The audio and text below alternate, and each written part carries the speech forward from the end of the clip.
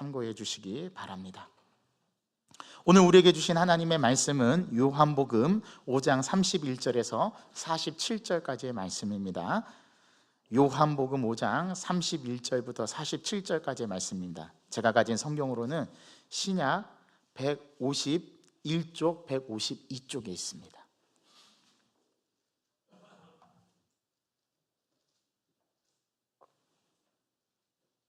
이 하나님의 계시의 말씀을 교독합니다. 하나님의 말씀을 경청하십시오.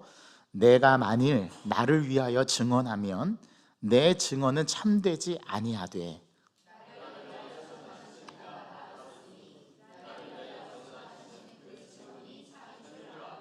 너희가 요한에게 사람을 보내매 요한이 진리에 대하여 증언하였느니라.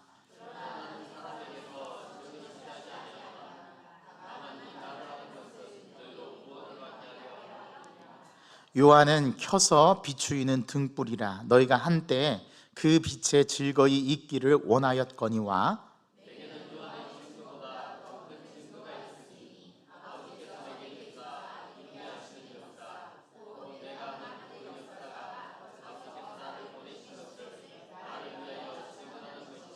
또한 나를 보내신 아버지께서 친히 나를 위하여 증언하셨느니라. 너희는 아무 때에도 그 음성을 듣지 못하였고 그 형상을 보지 못하였으며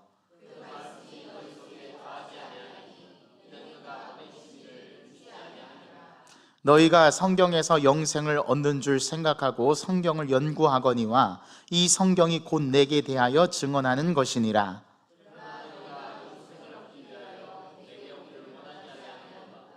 나는 사람에게서 영광을 취하지 아니하노라. 나는 내 아버지의 이름으로 왔음에 너희가 영접하지 아니하나 만일 다른 사람이 자기 이름으로 오면 영접하리라.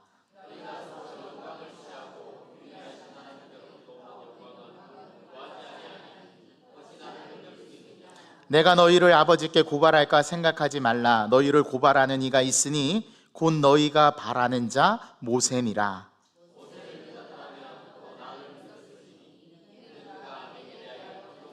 다 같이요. 그러나 그의 글도 믿지 아니하거든 어찌 내 말을 믿겠느냐 하시니라. 아멘. 여러분 한 주간 동안 잘 지내셨습니까? 네, 우리 옆 사람을 바라보십시오. 한 주간 동안에도 잘 지내고 또 오늘 반가운 얼굴을 만났습니다. 우리 함께 인사하겠습니다. 어떻게 인사할까요? 우리 영광교회 인사법 시작. 사랑합니다. 사랑합니다. 사랑합니다. 예, 사랑합니다. 예.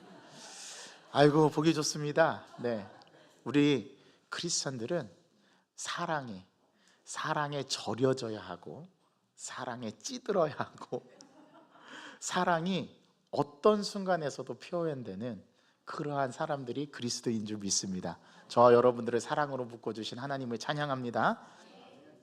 여러분 제가 작년 여름 휴가를 받아서 서울 장인어른 댁을 방문해서 며칠을 지냈습니다. 그때 아들이 한참 장인어른 댁에 TV를 붙잡고 밥 먹고 TV 보고 자고 TV 보고 TV가 일상이 돼서 며칠 동안을 TV를 보고 드라마를 봤는데 제가 무슨 드라마를 보나 가만히 봤더니 이상한 변호사 우영우, 거꾸로 해도 우영우, 바로 해도 우영우, 거꾸로 해도 토마토, 바로 해도 토마토. 여러분 그 드라마 보셨습니까? 네, 다 보셨죠? 또 여러분 1,000원짜리 변호사 보셨습니까? 아니 어떻게 TV 드라마를 골라서 봐도 그런 드라마만 보는지. 이게 다 법과 관련된 그런 드라마인데 그 드라마를 몰아서 시청을 하더라고요. 참 그거는 가르쳐주지 않았는데도 참 잘합니다 애들이. 외할아버지 외할머니 집에 왔으니 물 만난 물고기처럼 하루 종일 TV를 부둥켜 안고 신나게 보게 된 거죠. 이유가 있습니다. 저희 집에는 TV가 없거든요. 그래서 TV를 볼 수가 없어요. 그 드라마를 한참 보고 나더니 갑자기 아들이 그 드라마에 나오는 서울 대법원을 가보고 싶다는 겁니다. 예, 기특하죠. 속으로 얘가 또 꿈이 바뀌겠구나. 예전에는 강민 형제 드럼 치는 모습을 보더니 드러머가 되겠다고 하더니 이제는 이제 판사가 되겠다고 하겠구나. 제가 그 마음을 읽고 그 아들을 데리고 장모님과 아이들과 저와 함께 서울 대법원을 가보게 되었습니다. 드라마를 보는 것보다는 현장을 방문해서 현장 학습을 하는 것이 훨씬 좋겠다 싶어서 장모님과 함께 아이들을 데리고 대법원에 갔던 것이죠. 저도 태어나서 서울 대법원은 처음 가봤습니다. 제 평생 살아오면서 서울에서 14년을 살았지만 한 번도 서초구에 있는 대법원에 가보지를 않았어요. 그런데 아들의 부탁으로 처음 대법원을 가본 거죠. 우리나라 대법원 건물이 이렇게 생겼구나. 워낙 크다 보니까 어디가 어딘지 잘 감도 오지 않습니다. 그 건물이 그 건물 같고 그 입구가 그 입구 같고 한참을 헤매다가 대법원 한번 이렇게 투어를 하게 됐어요. 자, 그런데 대법원에 간 것도 놀라운 일이었지만 더 놀라운 일은 그날 법정에서 열리는 재판이 굉장히 많이 있었는데 그 재판에 일반인들도 구경꾼으로 방청객으로 참여할 수 있다라는 사실을 그 법원에 가서 알게 된 겁니다. 제 아내가 말해주더라고요. 그래서 보니까 딱 우리가 간 시간에 보니까 민사재판 2개와 형사재판 하나가 있었어요. 야, 우리 한번 다 들어가 보자. 어떻게 재판하나? 우리 TV에서 나오는 그대로 재판하나? 아니면 조금 색다른 거 한번 들어가 보자. 이렇게 해서 재판에 방청객으로 참여하기로 정하고 아들과 아내가 이쪽 재판에 들어가고 저는 이쪽 다른 재판에 들어갔습니다.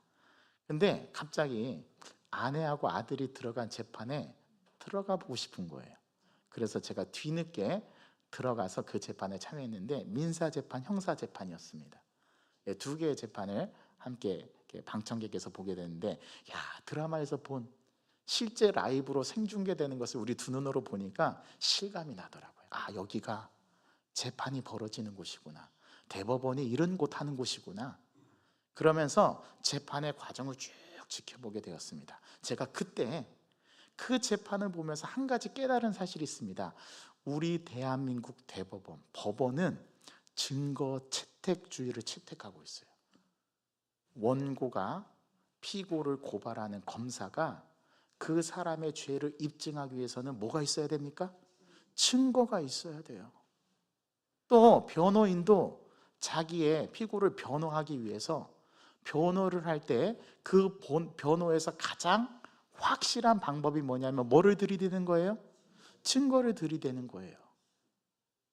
그래야만 자기의 죄, 무죄를 밝히거나 아니면 죄를 입증하게 됩니다. 검사는 반드시 증거를 가지고 죄를 입증해야 합니다. 이게 증거 채택주의입니다. 우리나라 법원은 이 증거에 의해서 재판관이 검사 측과 변호사 측의 변호를 다, 또 검사 측의 그 고발을 다 듣고 나서 최종적으로 증거에 입각해서 재판의 결과를 선고하게 됩니다. 저는 대법원에서 열리는 그 재판을 보면서, 야, 증거가 이렇게 중요한 거구나. 그리고 그 증거로서 증인을 신청해서 증인이 말하는 신빙성이 이래서 중요한 거구나. 그리고 그 증인은 법정 앞에서 진실만을 말할 것을 선서하죠. 그렇죠? 그렇게 해서 증인이 자신의 증언을 증거로서 채택할 수 있도록 하는 게 그 법원에서 하는 일이라는 사실을 그때 방청객으로서 그것을 바라보면서 처음으로 저는 실감하게 되었습니다. 여러분, 오늘 본문을 좀 그러한 관점으로 보길 원합니다. 오늘 본문은 예수님께서 마치 재판을 받는 상황이 연출되고 있습니다. 요한복음에서 우리는 종종 예수님과 유대인과의 대화에서 종종 법정의 방청인으로 서 있는 것 같은 느낌을 받을 때가 종종 있습니다. 이미 요한복음 2장에서도 그러했고요, 요한복음 3장에서도 그러했습니다. 또 요한복음 4장에서도 왕의 신하의 아들을 고친 사건에서도 그랬죠. 여러분, 요한복음은 증거 혹은 일부 번역처럼 증언, 증인을 계속해서 언급합니다. 오늘도 증언이라는 말이 엄청 계속 반복되고 있습니다. 이 대목에서 예수님은 혐의가 무엇인지 분명하지 않지만 재판을 받고 있는 것처럼 느껴진 건 확실합니다. 누구에게서요? 유대인에게서. 유대인들이 예수님께 잘못된 것을 지적하고 마치 법정에서처럼 죄인을 다루듯이 예수님을 취급하는데, 우리 예수님의 그 혐의가 무엇인지 분명하지는 않지만 분명 재판에서 벌어지고 있는 일이 지금 오늘 본문 가운데 벌어지고 있어요. 여러분 느끼십니까? 예수님이 말씀하시는 증언은 단지 베데스다 연못가 근처에서 남자를 고쳐, 소위 38년 된 병자를 고쳐주셔서 안식일법을 어긴 그 관련된 일과는 더 넘어서는 일들이 오늘 벌어지고 있는 거죠. 소위 안식일법을 어긴 일과 관련된 것만은 아닙니다. 그보다 훨씬 더 광범위합니다. 실제로는 훨씬 그 이전, 즉 요한복음 첫 장에서 세례자 요한이 나는 빛에 대하여 증언하러 왔고, 또한 세례자 요한이 자신은 나는 그리스도가 아니며 예수님이 메시아라고 주장했던 그 요한의 증언까지 오늘 첫 절은 거슬러 올라갑니다. 느끼십니까? 얼마나 유대인들이 예수님을 표적을 보고 예수님이 누구신지, 예수님이 무엇을 하시는 분인지 믿지 못했으면 그 예수님이 한 것에 대해서 안식일법을 어겼음을 지적하고 예수님을 믿지 않고 거부했을까요? 예수님 자신이 이제 자신의 증거를 자신이 직접 들이대야 되는 상황이, 놀라운 상황이 벌어집니다. 이게 현실인 거죠. 여러분 생각해 보십시오. 우리가 태어나서 한 번도 경험할 수 없었던 일들을 예수님께서 행하셨습니다. 보여주셨습니다. 첫 번째 표적 기억나시나요? 예수님께서 물로 포도주를 만드는 표적을 행하셨습니다. 그때 제자들과 많은 사람들이 예수님을 믿었습니다. 그러나 유대인들은 믿지 않았습니다. 물로 포도주를 만드는 것은 화학적인 변화로서 가능한 일이 아니거든요. 그뿐만이 아니죠. 예수님께서 요한복음 4장에서 왕의 신하가 가버나움에 병들었는데 예수님께 찾아와 고쳐달라고 간청하죠. 이게 두 번째 표적의 사건이지 않았습니까? 그때 예수님께서 내 하인이 나았다고 선언합니다. 가버나움으로 가서 고쳐주신 것도 아니에요. 네 하인이 나을 것이라고 말씀해 주신 것도 아닙니다. 내가 기도할 테니 돌아가라, 네 하인이 나았을 것이다 라고 말씀하신 것도 아니에요. 이 신하가 예수님의 말씀을 듣고 가버나움으로 내려다가가 가버나움에서 올라오는 자기 종들을 만나서 자기의 종이 나았다라는 이야기를 듣게 되죠. 그때 그 나은 때를 자세히 물어서 그 시각을 따져보니까 예수님과 대화해서 예수님이 가라, 네 종이 나았다, 네 하인이 나았다라고 말했던 그 시간임을 깨닫게 됩니다. 이게 예수님께서 행하신 두 번째 표적이었죠. 여러분 이쯤 되면 예수님을 믿어야 하는 거 아닙니까? 아니 우리 눈앞에서 예수님이 실제로 이런 일을 행하셨다면 여러분 다 믿으시겠죠? 자, 나는 안 믿겠다 한번 손 들어 보십시오. 그건 작정하고 안 믿겠다라고 하는 거죠. 오늘 유대인들이 그렇습니다. 아니 안식일 날 법을 어긴 게 그렇게 잘못한 겁니까? 구약의 율법에 보면 유대인들에게 그들의 소나 가축이 웅덩이에 빠지면 안식일이라도 그들의 생명을 건지기 위해서 웅덩이에서 건져내잖아요. 아니 그거는 봐줄 수 있으면서 예수님께서 38년 된 기간 동안에 무려 1년도 아니고 2년도 아니고 10년도 아니고 20년도 아니고 38년 된 그 기간 동안 이 병에 억눌려서 매여가지고 자유하지 못한 사람을 예수님께서 기적적으로 자비를 베풀어서 은혜를 베풀어서 살려줬으면 오히려 예수님을 칭송하고 잘했다, 우리 예수님 위대하시다, 예수님 고맙습니다, 그리고 예수님을 찬양하고 예수님 믿어야 되는 거 아닙니까? 그런데 오늘 유대인들은 예수님을 믿기는커녕 안식일법을 어겼다고 예수님을 무섭게 몰아세우고 추궁하는데요, 여기에 우리 인간의 모습이 있습니다. 자기의 이해관계와 맞지 않으면, 자기가 믿는 신념에 위배되면 그 어떤 누구도, 심지어 메시아로 오신 예수 그리스도도 그들의 이념 안에 갇혀놓고 예수님을 정죄합니다. 이게 인간입니다. 이게 저와 여러분들의 모습 아닙니까? 오늘 예수님은 그들을 향해서, 믿지 않는 유대인들을 향해서 자기가 직접 증거를 말씀하십니다. 예수님께서 이러한 유대인들을 향해서 그들에게 증거를 제시하는데요, 자기가 병자를 고친 이유, 자신이 메시아인 이유를 본인 육성을 통해서 직접 그들에게 말씀하시고 계신 장면이 바로 오늘 우리가 봉독한 이 말씀이라는 겁니다. 기가 막히지 않습니까? 사람들이 예수님을 믿고도 충분히 남을 만한 일인데 어쩐지 유대인들은 예수님을 믿지 않고 안식일법을 어겼다고 그를 고소하고 고발하고 예수님을 잡아 죽이려고 하는 것과 같은 취급을 지금 이 유대인들이 예수님을 향해서 가하고 있는 겁니다. 여러분, 이 상황에 이 스탠스를 잘 여러분들이 본문 속에서 캐치하셔야 됩니다.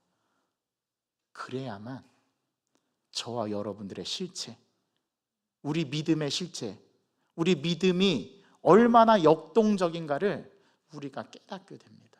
이걸 깨달아야만 예수님이 믿어지게 되고 예수님이 우리로 하여금 믿게 하시고 하나님이 우리로 하여금 믿게 하신다라는 사실을 깨닫게 된다는 겁니다. 여러분, 우리는 착각합니다. 내가 믿는다고 생각해요. 아닙니다. 하나님이 믿게 하신 겁니다. 하나님이 믿게 하시지 않으면 우리는 믿을 수가 없는 거죠. 누구처럼요? 유대인처럼. 우리는 복받은 자들이에요. 하나님이 우리를, 예수 그리스도를 믿게 하시고 저와 여러분들을 하나님의 자녀로 선택해 주시고 우리가 신앙생활하면서 교회 안에서 예배를 드릴 수 있는 특권을 주셨다. 하나님의 자녀됨의 권세를 주셨다. 권한을 주셨다. 지난주 설교였죠.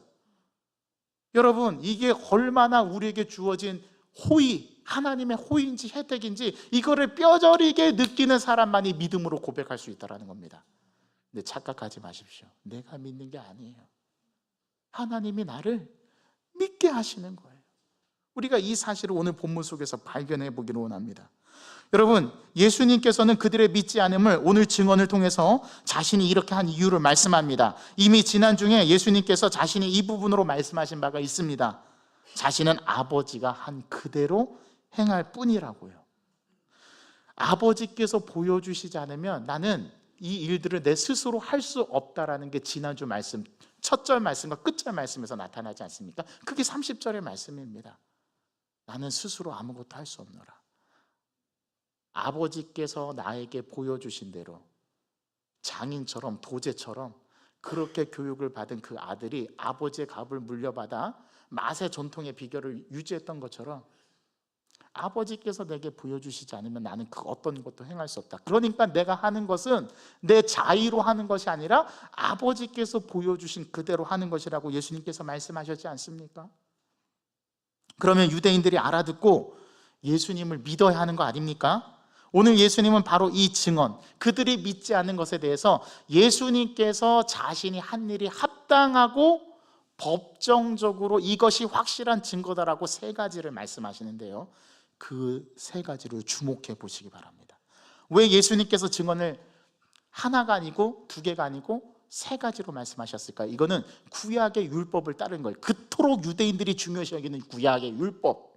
그 율법에 뭐라고 얘기했습니까? 그 사람의 말이 참인지 아닌지, 그 사람이 법정에서 그 사실이 올바른지 아닌지를 판가름하려면 두세 증의 증인이 필요합니다. 이게 구약의 율법입니다. 아마 증거 채택주의는 성경에서 왔을 것이 분명합니다. 구약의 율법은 두세 증의 증인마다 말마다 증언하지 않으면 그 사람의 말은 확실하지 않다라고 규정하고 있기 때문에 그래요. 그래서 예수님께서 오늘 그 구약의 율법에 따라 세 가지로 증언하시는데, 첫째, 세례 요한이 자신에 대해 증언했다랍니다. 나는 내가 증언하는 게 아니라 만약에 내가 증언하면 내 말은 참되지 않을 수 있다. 왜냐하면 너희들이 인정하지 않으면 끝이니까.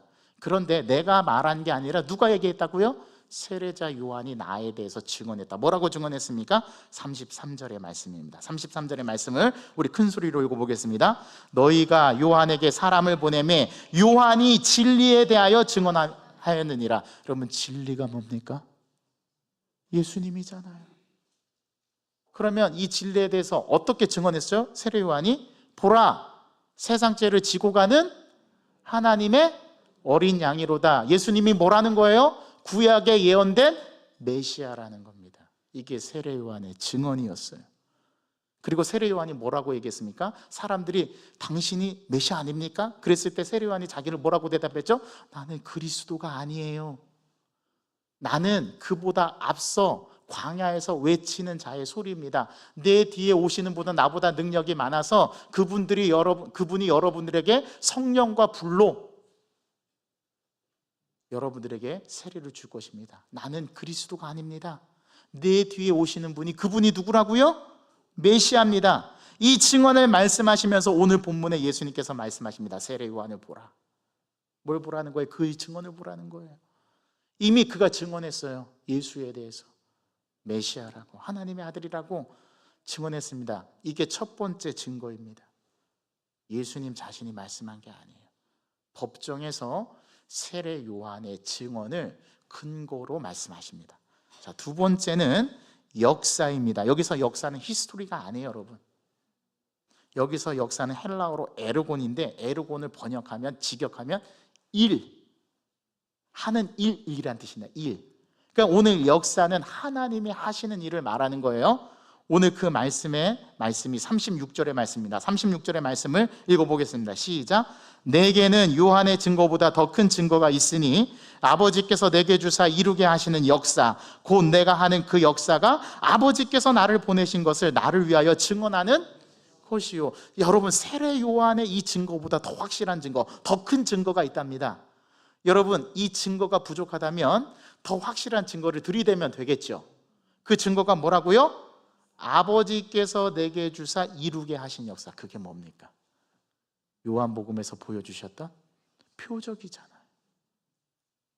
물을 포도주로 만드신 표적,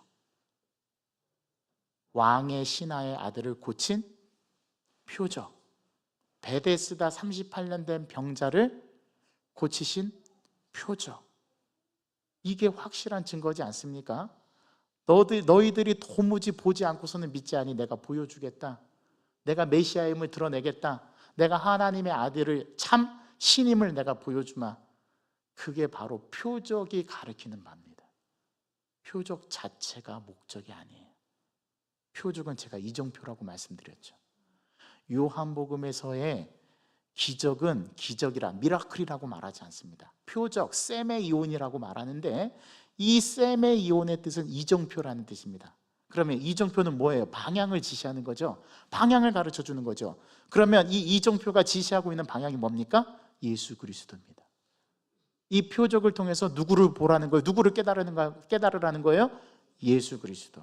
그분이 메시아이고 그분이 하나님의 아들, 참 능력을 가지신 참 신이며 참 인간이라는 사실을 보라는 겁니다. 이게 표적이 지향하는 바, 표적이 목적하는 바가, 표적 자체가 목적이 아니라 그 표적은 예수 그리스도를 지시하고 예수 그리스도를 가리키고 있다는 거예요. 예수님께서 뭐라고 말씀하셨습니까? 여기 아버지께서 이제까지 일하시니 나도 일한다. 이게 표적이죠. 여러분, 역사는 바로 아버지께로부터 본 바, 배운 바, 그대로 행하는 기적, 표적이었던 것입니다. 이게 역사입니다. 우리 교회에 아주 예수님을 처음 믿는 분들이 오면 교회의 풍경을 신기하게 바라보고 꼭 이해가 되지 않는 게 하나 있다고 합니다. 그게 뭔지 아십니까? 교회에서 무슨 일을 할 때마다 사람들이 역사요 주시옵소서, 하나님의 역사를 기대합니다. 도무지 그 역사가 무슨 뜻인지를 몰랐대요. 처음 신앙생활 하시는 분들이. 그런데 신앙생활을 하며 예수님을 믿게 되고 그 믿음을 통해서 기적을 경험하게 되고 하나님의 은혜를 경험하게 되니까 그 역사, 기도할 때마다 역사, 사람들이 말할 때마다 말하는 그 역사가 어떤 뜻인지를 알게 됐답니다. 오늘 예수님께서 말씀하신 이 역사는 우리가 말하는 영어의 히스토리의 의미가 아니고 하나님께서 하시는 일, 하나님께서 우리 가운데 행하셨던 일, 위대하고 크신 그 일들, 바로 예수님께서 직접 행하신 표적이었던 겁니다. 그걸 보라는 거예요. 그걸 보고도 믿지 못하면 답이 없는 거죠. 그런데 예수님께서 그 표적을 보여주셨는데 다른 사람은 다 믿었는데 누구는 믿지 않았다고요? 유대인들. 여기에 인간의 악함이 있습니다. 참 것을 보여줘도 믿으려 하지 않아요. 제가 그래서 생각해 봤어요. 왜 유대인들은 안 믿었을까? 제가 볼 때 그들은 아예 믿지 않기로 작정한 분들입니다. 제 친구 중에, 저는 태어났을 때부터 모태신앙이 아니었거든요. 저는 중간에 사도 바울처럼 하나님의 역사를 경험하고 예수 믿게 되었습니다. 저희 두 형제가 예수 믿게 되면서 저희 아버지와 어머니가 변화받아서 예수 믿게 되었죠. 제 친구들은 사실 세상에 믿지 않는 친구들이 훨씬 더 많았습니다. 그런데 제가 교회를 다니고부터 세상 친구들과 연락을 끊고 믿음의 형제들과 자매들과 신실하게 공동체를 이루어가면서 교회 안에서 성장하게 됐죠. 그때 시간이 많이 지나서 고향에 갔을 때, 명절 때 고향에 갔을 때 친구들을 만나게 됐습니다. 동창을 만난 거죠. 오랜만에 만나서 너무 반갑더라고요. 그 친구들이 야, 너 지금 뭐 하냐? 제 친구들은 제가 목사가 된 줄 모르더라고요. 그래서 나 지금 목회자가 돼서 난 성직자야. 목사가 되어서 지금 교회에서 하나님의 말씀을 전하고 복음을 전하고 많은 사람들이 구원받게 하는 일을 하고 있어. 그랬더니 그 친구들이 야, 정말 하나님 살아 계시냐? 하나님 있냐? 저한테 묻더라고요. 야, 네가 믿는 그 하나님 좀 보여주면 내가 믿을게. 제가 그래서 그 친구에게 대답했습니다. 그러면 나도 한 가지 부탁하자. 네가 말하는 신이 없다라고 하는 것을 나한테 좀 증명해봐. 그러면 나도 신이 있다라는 걸 증명할게. 그랬더니 그 친구가 한참 동안 궁리하더니 도무지 신이 없다라는 걸 증명할 방법이 없는 거죠. 그러더니 저한테 야, 하나님이 살아 계신가 보다. 나는 도무지 생각해도 하나님이 없다는 걸 너한테 증명을 못 하겠다. 그러면서 제가 박차를 가해서 야, 너 생각해봐라. 네가 네 인생의 주인이냐? 제가 또 그 얘기를 또 꺼내서 얘기했습니다. 네가 네 인생의 주인이라면 반드시 두 가지를 할 수 있어야 된다. 첫 번째, 지금까지 네가 못 이룬 일이 없어야 된다. 그런데 네가 생각한 대로 다 이루었냐? 그랬더니 아니래요. 자, 봐봐, 너는 네 인생의 주인이 아니잖아. 자, 두 번째, 네가 네 인생의 주인이라면 이제 내가 이 말을 한 이후부터 어떤 일이 벌어질까를 넌 다 알아야 돼. 왜? 네가 네 인생의 주인이라면 그 정도는 알 수 있어야 되지 않겠어? 그래야 주인이라고 말할 수 있지 않겠니? 근데 그 친구가 내 말이 맞대요. 그치? 내 말이 맞지? 그러니까 너는 네 인생의 주인이 아니야. 내가 가르쳐 줄게. 네 인생의 주인은 하나님이야. 그랬더니 에이, 말도 안 되는 소리.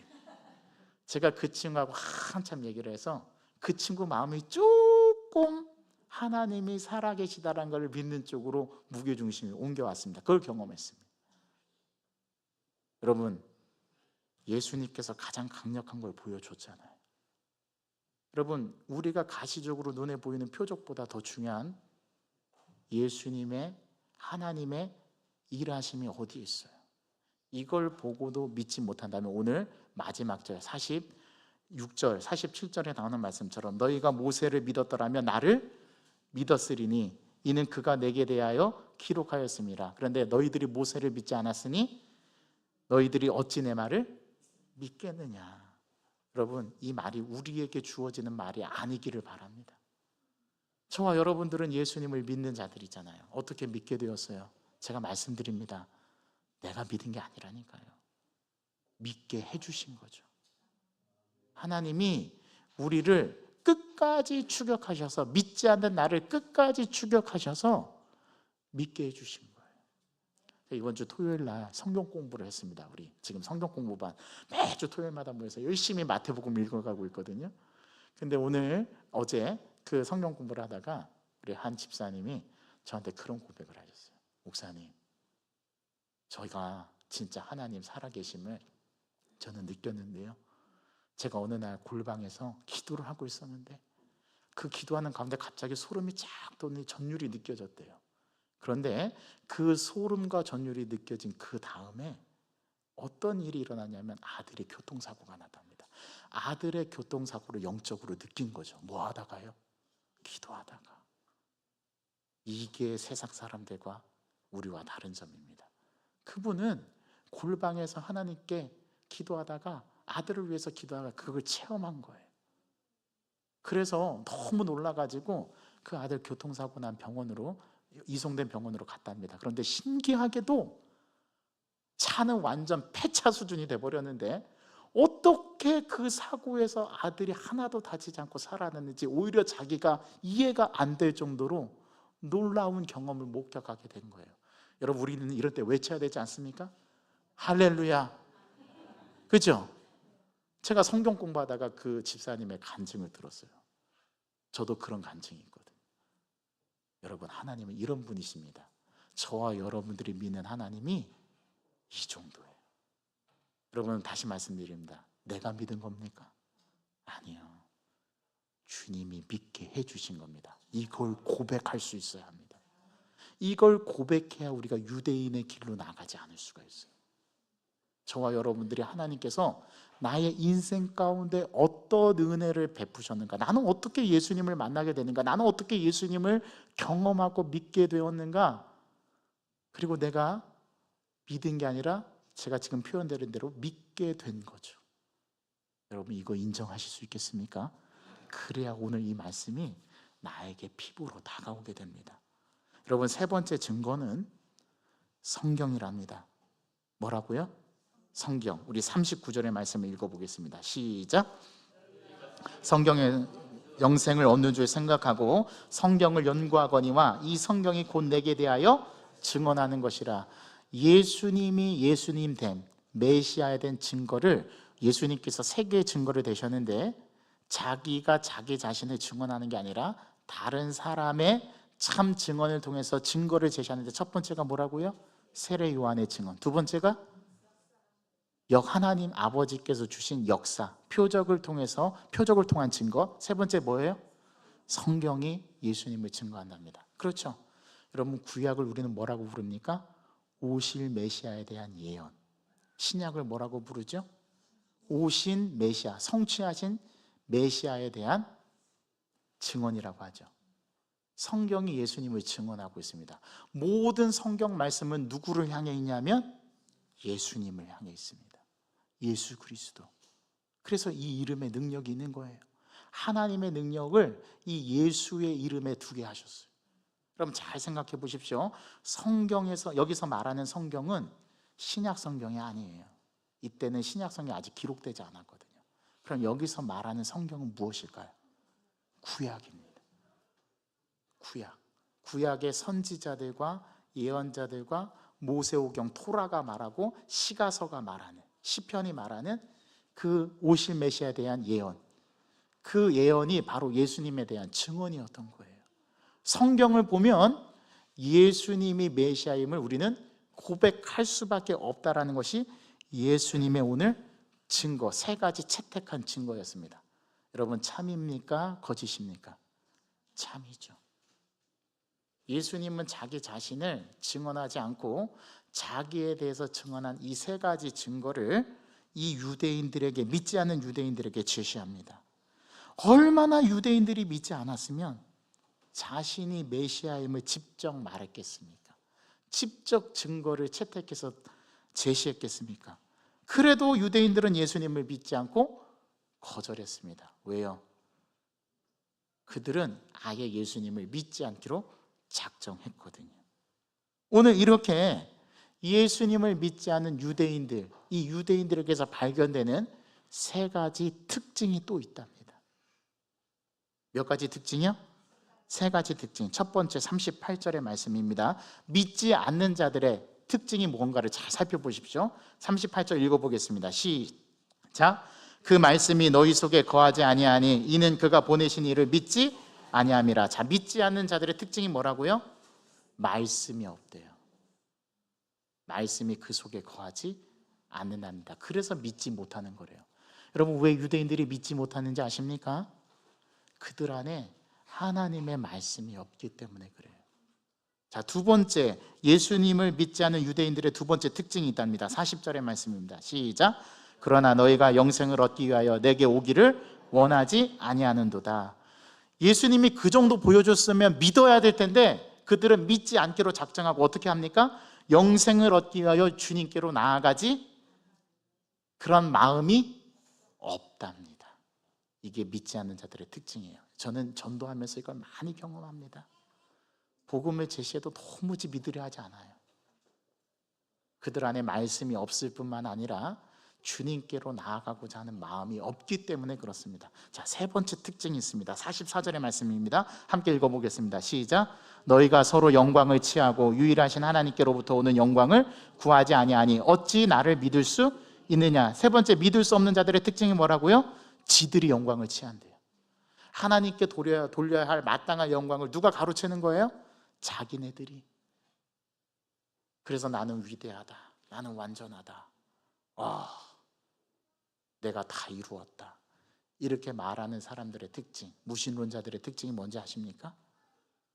자기네들이 자기 영광을 취해요. 하나님께 돌려야 할 영광을 자기네들이 가로챕니다. 그래서 믿지 못하는 겁니다. 만약 유대인들이 예수님을 믿을 것 같았으면 모세의 글을 믿었을 것이고, 모세를 믿었더라면 예수님을 못 믿을 이유가 없다는 거죠.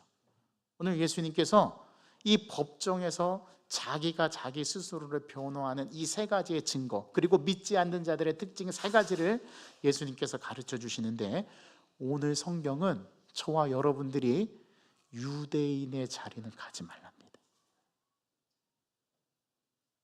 믿음이 없는 자의 특징을 하나라도 가지지 말라고 오늘 우리들에게 말씀해 줍니다. 여러분, 이걸 꼭 기억하셔야 합니다. 여러분, 생각해 보십시오. 여러분, 한 주간에 어떻게 사셨어요? 하나님을 온전히 신뢰하고, 우리가 지난주에 하나님 아들의 권한, 그 권한을 말씀드렸잖아요. 우리가 하나님의 자녀된 권한을 갖고 있는데 그 권한을 우리가 사용하지 않아요. 근데 여러분, 또 한 주간 동안 안 사용하셨죠? 안 봐도 훤합니다. 그래서 감사합니다. 왜요? 제가 또 말씀드릴 수 있으니까. 여러분, 우린 하나님의 자녀입니다. 하나님의 자녀는 내가 스스로 믿는 게 아니에요. 하나님이 나를 믿게 해주실 겁니다. 그 믿게 해주시는 그 자리로 나아가시기 바랍니다. 제가 한 가지 말씀만 드리고 말씀을 맺겠습니다. 여러분, 우리 개신교가, 한국교회가 2005년도에 예수님을 믿는 인구수의 정점을 찍었답니다. 2005년도가 우리에게는 가장 뜻깊은 해인데 2005년도 개신교 인구가 845만, 그 1000만을 바라보고 있어요. 엄청나죠? 그러게 그 해가 바로 그 시점이었답니다. 개신교 인구가 전국의 23%. 한국교회가 정점을 찍었을 때의 통계청 조사입니다. 여기 한 단체가 개신교인의 의식조사를 진행해 보았더니 놀라운 결과가 나왔습니다. 당신이 신앙생활하는 이유, 목적, 왜 예수님을 믿습니까? 물었더니 개신교인의 59.4%가 뭐라고 대답했는지 아십니까? 뭐라고 대답했을 것 같아요? 하나님의 영광을 위해서. 여러분, 이렇게 대답하면 얼마나 좋았을까요? 59.3, 거의 60%에 달하는 사람들이 뭐라고 대답했냐면 마음의 평안을 얻기 위해 예수님을 믿는답니다. 여러분, 하는 거 무슨 어떤 내용인지 마음에 와 닿으시죠? 여러분, 하나님의 영광을 위해서, 구원받기 위해서라고 대답한 사람이 40%도 안 된다라는 거예요. 1위의 대답이 그거였습니다. 또 물었답니다. 당신이 지금 현재 관심을 갖는 분야가 무엇입니까? 51%에 해당하는 사람들이, 개신교인들이 뭐라고 대답했는지 아십니까? 1순위가 뭔지 아시죠? 최우선 순위가? 자, 뭘 것 같아요, 여러분? 맞춰보세요. 행복, 성공, 돈, 엄청 많이 나왔습니다. 근데 1위는 아닙니다. 1위가 뭔지 아십니까? 우리 교회 교인들도 완전 공감할 텐데요, 건강이랍니다. 그리고 23%가 가족의 행복이랍니다. 그런데 당신이 지금 관심을 갖는 분야가 무엇입니까? 질문했을 때 예수님이라고 대답한 사람은 거의 없답니다. 여러분, 이 두 가지의 의식조사 실태를 보고 신학자들이 평론했는데 두 가지 평론으로 갈렸습니다. 신학자들이 들어보십시오. 뭐라고 논평을 했냐면, 이 조사에서 기독교, 교회라는 이름을 빼니 불교와 전혀 다를 게 없다. 맞죠? 세상 사람들과 전혀 다를 게 없어요. 또 우리가 믿는 믿음이, 두 번째 논평입니다. 우리가 믿는 믿음이 진짜인가 가짜인가. 여러분, 1번에 대한 실태조사에서 정답은 하나님의 영광을 위해서, 구원받기 위해서, 이런 답이 나와야 되는데 마음의 평안을 얻기 위해서. 그러니까 예수님, 이 기독교를 그 정도밖에 취급하지 않고 있다는 게 우리 한국교회 개신교인들의 의식 실태조사입니다. 여러분, 이게 진짜 믿음입니까? 가짜 믿음입니까? 저는 3년 동안의 코로나가 진짜 알곡과 쭉정이를 가려내는 한국교회 주신 은혜라고 저는 믿어요. 코로나가 왔을 때 믿음이 없는 사람들은 다 교회를 떠났습니다. 우리 교회를 보십시오. 물론 그분들을 교회 안 나온다고 해서 매도하는 건 아니에요. 여러분, 오해하지 마세요. 우리 가슴속 깊이 있는 믿음의 실태를 보자는 거예요. 우리의 믿음의 역동성이 있는지 들여다보자는 거예요. 비판하고자 하는 거 아닙니다. 저와 여러분들 내 안에 내가 가지고 있는 믿음의 현주소, 실태를 들여다보자는 거예요. 나는 진짜 믿음인가 가짜 믿음인가. 오늘 예수님은 이걸 우리들에게 이 본문을 통해서 가르쳐주고 싶으셨던 겁니다. 여러분이 이번 한 주간을 살아갈 때 하나님 아들됨, 그 권한, 자녀됨의 권한을 가지고 믿음의 역동성을 가지고 내 믿음이 가짜인지 진짜인지 시험해 보시기 바랍니다. 혹여나 내 믿음이 가짜라고 여겨지시는 분들은 하나님께 기도하십시오. 주여, 진짜 믿음이 있게 하여 주시고 진짜 믿게 되게 하여 주옵소서. 내가 믿는 믿음은 가짜일 수 있어요. 왜요? 내가 믿으니까. 그런데 하나님이 나를 끝까지 추격하셔서 나를 뚫고 들어온 믿음은 진짜일 수밖에 없습니다. 저는 여러분들이 다 그런 믿음을 소유하시기를 간절히 소망합니다. 이건 제 바람이 아니라 우리 예수님의 바람입니다. 하나님의 바람입니다. 이 마음을 가지고 이번 한 주간을 은혜와 감사 속에서 충분히 누리며 살아가는 저와 여러분 되기를 간절히 소망합니다. 하나님 아버지, 우리의 믿음의 현주소는 어디 있습니까?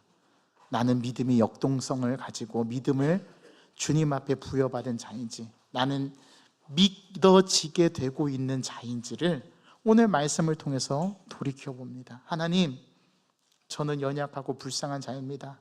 넘어지기 일쑤이고 믿음이 연약해질 때가 많고 하나님 없다고 느껴질 때가 많고 내가 내 인생의 주인인 것처럼 살아갈 때가 너무나 많습니다.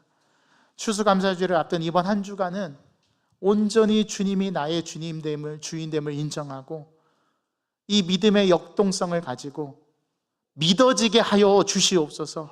주님을 더 굳건하게 믿어지게 하여 주시옵소서. 그 신앙의 자리로 나아가게 도와주시고 이 유대인들의 자리에는 절대로 가지 않는 저희들의 믿음 되게 하여 주옵소서. 예수 그리스도의 이름으로 감사하며 기도하옵나이다. 아멘. 우리 다 같이 자리에서 일어나셔서 오늘 주신